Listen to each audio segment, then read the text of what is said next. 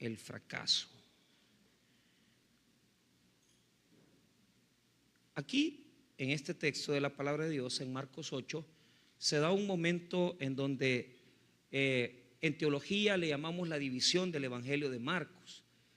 En la primera etapa del capítulo 1 hasta el capítulo número 8 se ha dado el ministerio de Jesús en Galilea, un desarrollo de todo el trabajo, ministerio, sanidades y obra que Jesús hizo en Galilea, del capítulo 1 al 8. Y luego del capítulo mismo, del 8, versículo 31 en adelante, entramos ya a una etapa nueva del Evangelio que se llama Jesús camino a Jerusalén. Esto ha puesto prácticamente en conflicto al Evangelio, porque la primera parte nos habla de todo lo bueno que Jesús hizo, del ministerio que está llevando, de todo lo que el respaldo de Dios ha sido sobre la vida de Jesús, la obra, sanidades, las misericordias que Él ha ejecutado a través de todo su ministerio portentoso. Pero del 8 a la mitad del 8 en adelante todo cambia y se vuelve como un camino diferente, un camino distinto. Lo vuelvo a repetir, del 1 al 8, versículo número 27 por lo menos, tenemos esa reflexión de Jesús en Galilea. Todo es una victoria, aplausos, ministerio de poder, de portentos. Pero en adelante, de este versículo en adelante, vamos a comenzar a ver a Jesús en su ministerio hacia Jerusalén y por supuesto hacia su muerte. Por lo tanto, el capítulo 8 es el centro del Evangelio de Marcos, el centro teológico, pero también el centro textual del Evangelio de Marcos, y lo inaugura a través de un milagro que Jesús hizo ahí, un ciego que le costó mirar, porque Jesús lo sanó, le puso sus manos, quitó sus manos y el ciego veía como árboles, pero después Jesús lo volvió a tocar, le dio un segundo toque y el ciego miró perfectamente. Esa ceguera simboliza la ceguera nuestra, la ceguera de los cristianos en muchas ocasiones. Es una ceguera que no nos permite ver a Jesús con claridad. Ahora, antes de iniciar la reflexión que voy a hacer en esta mañana, quiero decirles que previo a los versos que hemos leído, ha habido un momento donde Pedro ha confesado que Jesús es el Cristo, el Mesías. Y este momento ha sido un momento esplendoroso, fuerte, porque Pedro ha logrado responder bien. Se ha preguntado, ¿quién dice la gente que soy Jesús? Y unos dicen que es un profeta conocido, otros lo relacionan por supuesto con Elías, otros con Juan el Bautista, otros con Jeremías. Es decir, la figura de Jesús es como, ¿quién es este? Pues, ¿quién es este que viene haciendo milagros, sanidades? ¿Quién es este? Entonces, Pedro responde en el verso número 29 y mire lo que dice. Entonces él le dijo, ¿y vosotros quién decís que soy? Respondiendo Pedro le dijo, tú eres el Cristo. Pero él les mandó que no dijesen esto de él a ninguno. ¿Qué dice Pedro? Pedro dice, tú eres el Cristo. ¿Qué significa el Cristo? El Cristo significa Mesías. Mesías significa ungido, es decir, el que ha sido apartado para una misión en particular. Cristo es la composición que adquiere el nombre de Jesús. Nosotros unimos los dos nombres, ponemos Jesús y no le decimos Jesús el Cristo, sino que lo que hacemos es decir Jesucristo. Pero cuando decimos Jesucristo estamos diciendo que Él es el Mesías, Él es el Mesías esperado. Ahora, hasta aquí ya tenemos algo muy especial. Pedro ha dicho, tú eres el Cristo, pero aquí viene un problema. ¿Cuál es el problema? El Cristo que ellos esperaban es un Cristo libertador, es un Cristo que iba a oponerse a las autoridades, es un Cristo que iba a oponerse a todos los conflictos y a la potencia de Roma para liberar a su pueblo. Los judíos allá por el siglo V habían percibido que iba a venir un ungido de Dios, un libertador político que descendía de la casta del rey David y que este rey soberano iba a entrar a la zona de Jerusalén, iba a liberarlos del poder del imperio que estaba dominándoles y les iba a dar predominio sobre otras naciones. Por lo tanto, ellos tenían ya de estar esperando al Mesías casi 6 siglos, de estar esperando que viniera y no venía, y esperaban que se manifestara, pero no se manifestaba. Pero ¿cuál es el problema? El problema es que ellos esperaban un Cristo, un hijo descendiente de la casa de David, poderoso, rey, soberano, que iba a imponerse ante los poderes de Roma. ¿Y qué sucede en este momento? Hasta aquí Pedro ha confesado lo que es decir, tú eres el Cristo. Pero ¿qué piensa Pedro de Jesús? Pedro piensa, con vamos a tenerlo todo. Nos va a bendecir, nos va a dar poder, nos va a dar prestigio, pleitesía, nos van a servir las personas a nosotros. Pedro tiene una visión diferente de la que Jesús y el Evangelio tienen. ¿Por qué? Porque Pedro está pensando en que le van a dar el ministerio de Hacienda, en que le van a dar el ministerio de Educación, en que en las elecciones él va a salir bien evaluado y que lo van a poner a dominar y a tener prestigio sobre la nación. Eso es lo que piensa Pedro cuando él dijo, este es el Cristo. Hay personas que piensan de Jesús así. Creemos que seguimos a Cristo, seguimos al Señor, porque Él tiene el poder del rey David. Y el pensamiento que tiene la gente del rey David es, este hijo del rey, que es Jesucristo, nos bendice, nos da una cama, nos da un carro, nos da bendiciones, pero prácticamente todo lo vemos a la luz de que Él dé algo y que Él nos proporcione una subida de estatus social y que nosotros podamos estar bien como Pedro se lo imaginaba. Entonces, el 90% del cristianismo piensa hacerse cristiano, que al hacerse cristiano no implica más que todo venir el domingo, asistir a la iglesia de vez en cuando, cumplir los mandamientos de Dios, pero no se dan cuenta realmente de lo que está detrás de esto, porque están pensando como Pedro. Piensan que el Señor ha venido para darles una vida bonita, para que puedan vivir mejor, para que el rey pueda darles casa, pueda darles terrenos, pueda darles todo lo que piensan y quieren. Pero ¿qué sucede? Aquí está el conflicto. Y mire, quiero que usted entienda este verso. Cuando Jesús anuncia su muerte, esto fue complicado para Pedro, porque ¿y cómo vas a creer que te vas a morir? ¿Cómo vas a creer que te vas a morir? ¿Cómo vas a creer que te vas a ir a matar? ¿Cómo vas a creer que vas a hacer esta situación? Cuando él anuncia a Jesús esta declaración, Pedro no lo comprende. Entonces, el verso 31 habla de las palabras de Jesús. El verso 32 y 33 es el diálogo entre Jesús y Pedro. Y el verso 34, si le podemos añadir, podríamos decir que es solo Jesús. Entonces, la estructura de versículos de hoy se divide en 3 etapas. Verso 31 es solo Jesús. Verso 32 y 33, Jesús y Pedro. Y verso 34 en adelante, solo Jesús respondiendo a la equivocación de Pedro. Entonces, ¿qué es lo que queremos presentar en esta mañana? Queremos presentar cómo debemos de pensar del Evangelio, cómo debemos de pensar del Evangelio de Jesucristo verdaderamente. Entonces, veamos el anuncio de Jesús, verso 31. Mire lo que dice: y comenzó a enseñarles que le era necesario al Hijo del Hombre padecer mucho. Esa es la primera palabra. Mire, padecer mucho. Diga conmigo, padecer mucho. Pero no se va a quedar así. Viene una segunda palabra. Mire lo que dice, coma, y ser desechado por los ancianos. Segunda palabra fuerte, ser desechado. Primero, padecer bastante.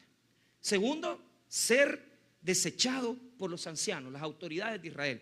Y tercero, y ser muerto y resucitar después de 3 días.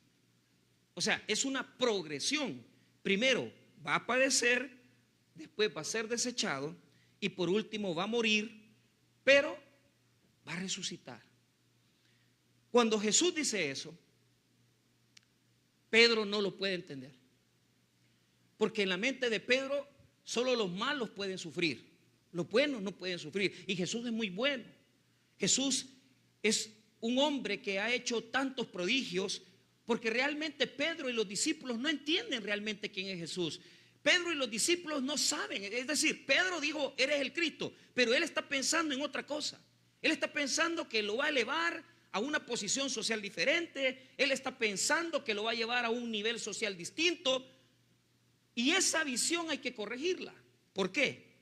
Porque Jesús le advierte que no es así, que va a ir a Jerusalén y que allá va a padecer mucho, va a ser no solamente despreciado, sino que muerto por las autoridades. Entonces viene Pedro y le dice, mira, quizás se te está cortando ahí, te estás volviendo loco, quizás Jesús, algo te está pasando. Mira el 32. Esto le decía claramente. Entonces Pedro le tomó aparte y comenzó a reconvenirle. Entonces Jesús estaba hablando, él dice estas palabras groseras, duras, y Pedro le dice, vení para acá, te voy a hablar contigo, te voy a reconvenir, te voy a aconsejar. Y aquí viene lo primero que vamos a tocar en esta mañana. Vamos a hablar de las palabras del diablo. El diablo es bien interesante porque nosotros siempre pensamos quizás más como piensa el enemigo y no como piensa Jesús. Y mire lo que sucede. Lo toma aparte y comienza a hablarle. Mire lo que dice el versículo número 33. Pero él, volviéndose y mirando a los discípulos, reprendió a Pedro diciendo, quítate delante de mí, Satanás. Ahora vea esto. ¿Por qué Pedro tiene una visión equivocada? Pedro está actuando usado por las fuerzas de Satanás. ¿Qué significa Satanás? Significa adversario. Diga conmigo, adversario. Y mira qué interesante esto. Nosotros tenemos la imagen del diablo, como muchas veces hemos dicho, el que nos ofrece un cigarro, el que nos ofrece una cerveza. Y esas son las visiones populares que tenemos del diablo. Pero nadie se pone a pensar lo que está pasando aquí. ¿Y quién es el diablo para comenzar? ¿Qué función cumple Satanás aquí? Satanás cumple la función de apartar a Jesús de su misión. El enemigo lo que quiere es apartarnos de la misión que Dios quiere sobre nuestras vidas, sobre los propósitos que Dios tiene. Pero mire cómo se presenta. Satanás no es quien se presenta con las botellas. Satanás no es quien se presenta con una situación de droga. No, Satanás lo que dice es, te presento un camino diferente. No te hagas daño, no te maltrates. ¿Para qué vas a sufrir? Si no es necesario sufrir, ¿para qué vas a hacer tanta cosa? Si al final de cuentas este camino que yo te estoy ofreciendo es un camino bonito. Mire, y yo le hago una pregunta. En muchas ocasiones, ¿cuántas veces nosotros hemos hablado de esa manera, aconsejando gente, diciéndole, no, si mira, no te preocupes, vos podés dejar a tu esposa y no hay problema? Si eso muchos lo hacen. Si soy infeliz, ¿por qué vas a mantenerte con ella? Así que el enemigo no nos pone las cosas feas. Siempre se presenta como un ángel de luz. Siempre se presenta de una forma bella, esplendorosa. Pero sus palabras son sutiles, porque el objetivo que él tiene es decirte, no es necesario. ¿Qué es lo que pasa con Pedro? Pedro toma el evangelio, pero le quita la cruz. Y esto es lo que yo quiero mostrarles a ustedes. Habemos personas que tenemos el sermón de Pedro en la boca. No, si nosotros queremos venir a la iglesia porque queremos ser mejores, queremos superarnos. pero no dicen la verdad. Porque al sermón que están hablando le quitan la cruz de Cristo. Le quitan la cruz al evangelio. Presentan las cosas como que si el evangelio es un mensaje de superación, de salir adelante. Sí, es cierto. Pero en medio del evangelio está la cruz. Cuando usted o yo tomamos un proceso de superación sin la cruz en el centro, lo que estamos haciendo es llevar la perspectiva de Satanás. Porque Satanás es el adversario que evita que cumplamos un plan. ¿Y qué sucede? No se presenta con cachos, no se presenta con cola, se presenta sutilmente a decirnos: no, hombre, vos venís a la iglesia, no te preocupes. Sí, el evangelio, eso es. No es eso. El evangelio es ir, padecer, ser abochornado muchas veces, y es morir también. Pero eso es lo que nadie dice. ¿Por qué razón? Porque no queremos presentar el evangelio como Jesús lo presentó. Queremos presentar el evangelio de la prosperidad, queremos presentar el evangelio de la superación, queremos presentar el evangelio de la felicidad, queremos presentar el evangelio de la automotivación. Yo quiero decirles con todo respeto, queridos hermanos, no hay manera que el cristiano se supere, no hay manera que el cristiano ascienda a algo mejor, no hay manera que el cristiano pueda prosperar en la vida si no pone en cuenta que en medio de su vida tiene que estar la cruz de Cristo. Sin eso no hay superación. La cruz es el centro del evangelio. La cruz es el centro de la predicación cristiana. La cruz es el centro de la vida evangélica. Predicar un evangelio donde todas las cosas son a favor de nosotros es mentira, porque tengo que decirles algo. El evangelio es morir.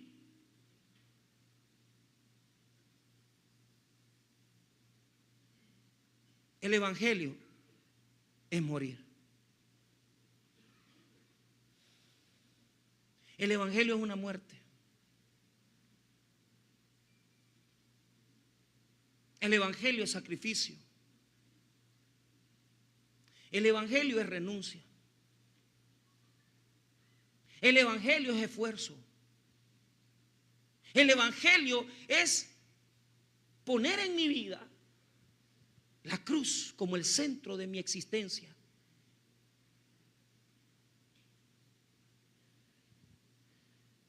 Pero quitarle la cruz es lo que hacemos.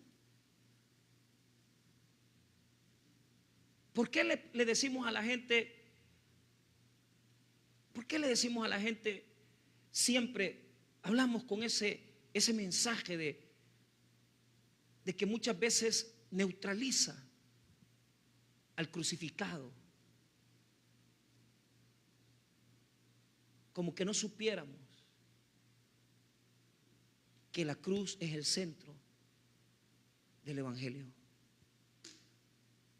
Ahora, diga conmigo, la perspectiva de los hombres. Aquí está la perspectiva de los hombres. La perspectiva de los hombres es estudiar, trabajar, graduarte, vas a tener trabajo, vas a ser pisto. Y muchos así mandamos a nuestros hijos a la universidad. Los mandamos a buenas universidades para que les enseñen a ser pisto y que estudien para ser pisto. Y hoy ya no hay pisto. Y hoy ni los profesionales tienen trabajo. Pero mire Jesús en el verso 33.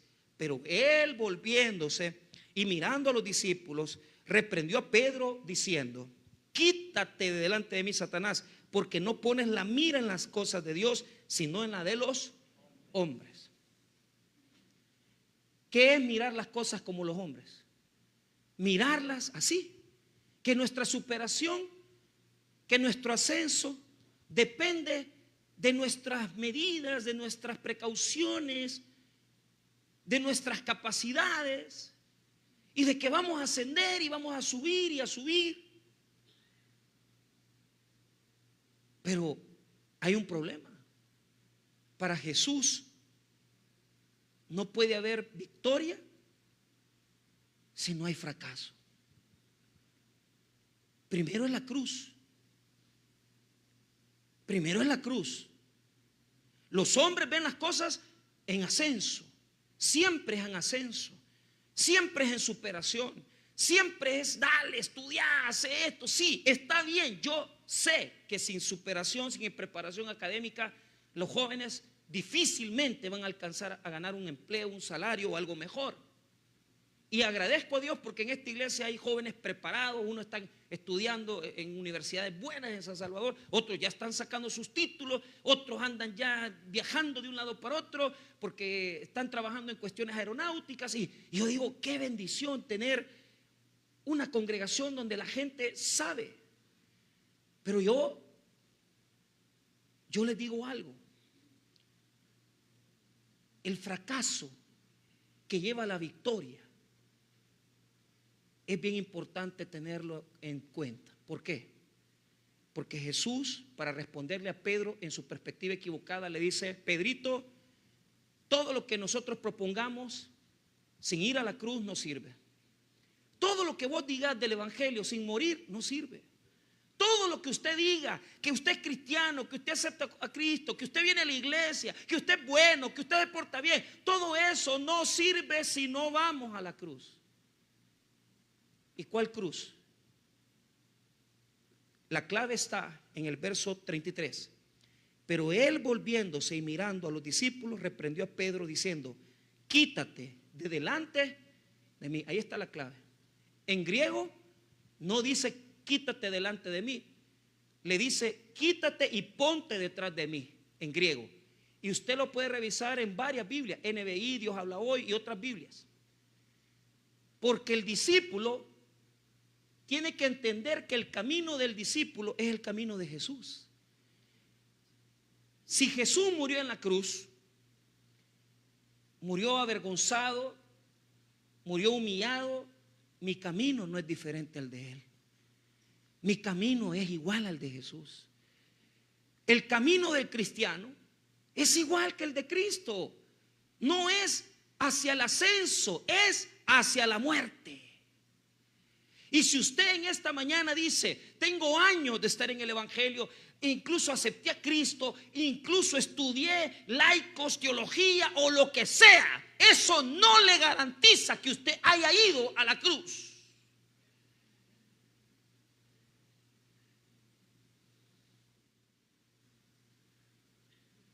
La pregunta es, no es qué es lo que Dios te está dando a vos. La pregunta es, ¿qué le estás dando tú a Cristo? A mí no me venga a decir, es que para mí Jesús es el Señor. Pregunto, ¿qué le estás dando tú al Señor? Es que tengo esto, tengo lo otro, y que esto, mi familia, sí. Pero poner a Cristo y poner la cruz significa, al principio, saber que yo me hago a un lado para que Cristo esté por delante de mí. Y yo lo único que hago es seguir los pasos de la renuncia del Señor, los pasos de que Cristo siguió para ir a morir en la cruz. ¿Y qué paso siguió Jesús? Renunció, se sacrificó. ¿Cómo yo puedo decir que soy cristiano evangélico si no le estoy dando nada? ¿Cómo usted puede decir que aceptó a Cristo en su corazón si usted no le está dando nada al evangelio?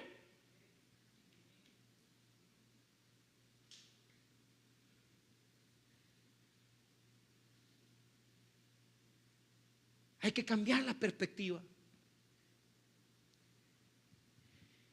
Porque Jesús dice: venite, Pedro, para atrás. Aquí, seguime a mí, andad conmigo a la cruz. No es para arriba, es para conmigo. Primero seguime.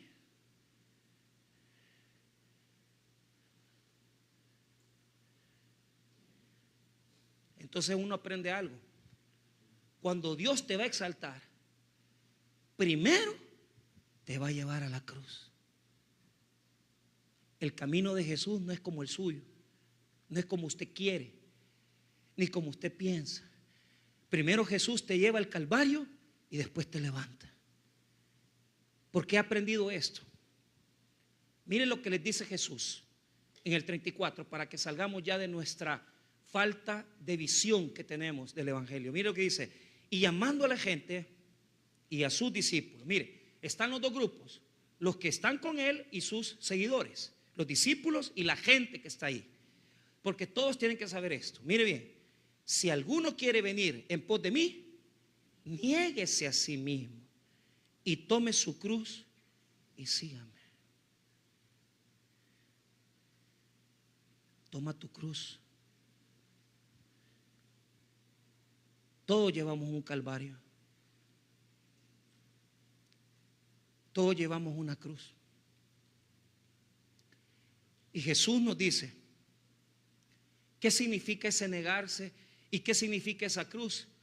Vea, porque cuando vos comenzás a caminar con Cristo y le llevas tus vergüenzas, y le llevas las veces que te han achicado, y le llevas aquellas cosas que no haces bien, pero se las llevas al Calvario. Cuando tú haces eso y llevas tu fracaso a Cristo, y llevas tu fracaso a Cristo, Él hace algo contigo. ¿Y qué es lo que Él hace? Cuando vos tomas tu historia de fracasos y dolor y se lo das a Él, Él te enseña algo. Una vez que morís en la cruz, prepárate, porque Cristo te va a resucitar, y en la resurrección viene la bendición de Dios. El éxito no es ir para arriba, el éxito es ir a la cruz. Y cuando voy a la cruz y muero con Cristo, Cristo prepara para mí una exaltación, Cristo prepara para mí una bendición, Cristo prepara para mí un avance. Porque mientras morimos en la cruz, cuando nos toca ir una y otra vez, porque siempre que viene el fracaso a la vida del cristiano, no es porque Cristo quiere verte muerto, no es porque Cristo quiere verte en la cruz, porque Él ya pagó ese sacrificio por usted y por mí. Lo que Él quiere decirte es que viene el tercer día de resurrección y viene tu bendición a través de la muerte de lo que tú eras y ya no sos, porque de aquí en adelante vas a ser una nueva criatura que Cristo está formando en ti. Cristo está formándose dentro de usted, y eso duele. Y uno llora, y uno pierde, y uno sufre, pero al tercer día todos resucitaremos en algo mejor. Y eso es lo que Cristo quiere hacer en nosotros. Y desde esa fecha sigo muriendo. Me vinieron a instalar a esta iglesia hace 6 años, pero no ha terminado Dios conmigo, y tampoco Dios ha terminado con usted. ¿Qué necesita? ¿Qué es lo que quiere en su vida? No se preocupe. Solo haga algo. Vaya a la cruz. Muera. Y cuando esté muriendo, no se preocupe de enterrar lo que usted fue. No se preocupe de los fracasos, sus embarazos, sus desilusiones amorosas, sus problemas con personas, sus vergüenzas, sus humillaciones, porque todo eso lo que hace es que una vez que estamos muertos con Cristo, resucitamos con Él, y Él nos va a sacar de ese hoyo en el que estamos viviendo. Jesús nos dice: toma tu cruz y sígueme. No tenga pena, no tenga vergüenza, porque si usted va ahora al madero y usted está ahí con Jesús, y si usted está en su funeral, usted ya está preparado para darle algo más a Dios. Pero mientras usted no muera, usted no le puede dar nada a Cristo. Muramos Pero oiga la visión de Jesús: morir, y después de morir, sígueme. ¿Qué quiere decir eso? Que no se trata solo de ir a la cruz, se trata de seguir. Aunque las cosas se pongan mal, aunque las cosas se pongan críticas, no se preocupe, porque usted no está sin un destino. Usted está siguiendo a Cristo, y Cristo lo va a llevar a la victoria, porque Cristo es nuestro estandarte, Cristo es nuestro Dios, y Cristo es nuestra victoria, y Cristo es nuestra dignidad. No se avergüence, porque Cristo lo lleva a una nueva bendición.